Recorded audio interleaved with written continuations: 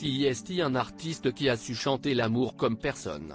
Interprète, tout au long de sa carrière, de nombreuses chansons magnifiques et légendaires, d'aventure en aventure, femme, femme, femme, je suis malade. Serge Lama est en effet l'un des chanteurs dont les mots et les mélodies ont réussi depuis 60 ans à toucher le public en plein cœur. Il faut dire que le chanteur sait de quoi il parle. Éternel amoureux, il a vécu de grandes histoires et des expériences plutôt originales, comme il l'a confié à nos confrères de Téléstar. Mais j'ai eu de la chance au cours de ma vie sexuelle et amoureuse. Suzanne Gabriello, qui a été la maîtresse de Brel, m'a appris les choses du sexe.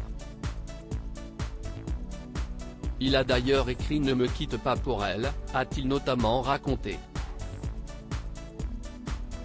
Une première expérience qui l'a marqué, mais sans doute moins que l'une de ses grandes histoires d'amour, qui s'est finalement terminée tragiquement. Liliane, Michel. Et la merveilleuse lui à l'époque, au début des années 60, le chanteur est en pleine ascension, mais ne plaît pas forcément aux femmes. J'ai voulu courir les routes et aimer les femmes. J'avais besoin de cet amour des femmes comme de la scène, explique-t-il dans la même interview.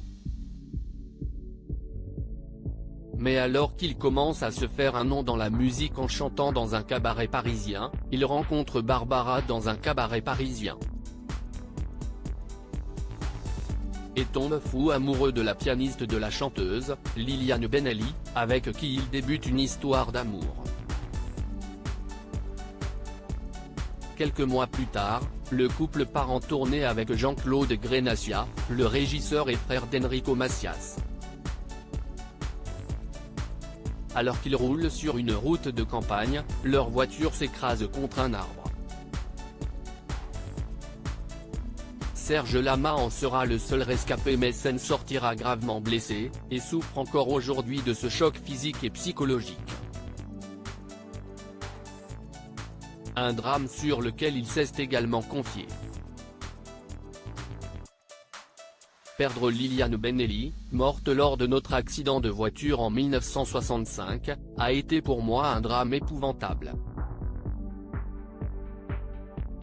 Elle était la pianiste de Barbara et une fille extraordinaire, s'est-il souvenu. Puis il y a eu Michel, se souvient-il. Michel, sa femme durant plus de 20 ans, décédée en 2016 alors qu'il était séparé mais jamais divorcé. Une situation qui n'a pas toujours été idéale, le chanteur le sait, on avait établi avec Michel un modus vivendi. Je regrette de l'avoir rendu triste. Mais aujourd'hui, dans sa vie, se trouve la merveilleuse Luana Santonino, avec qui il vit une belle histoire depuis plus de 10 ans et qu'il a finalement épousée en février 2021. Et avec qui il semble plus heureux que jamais.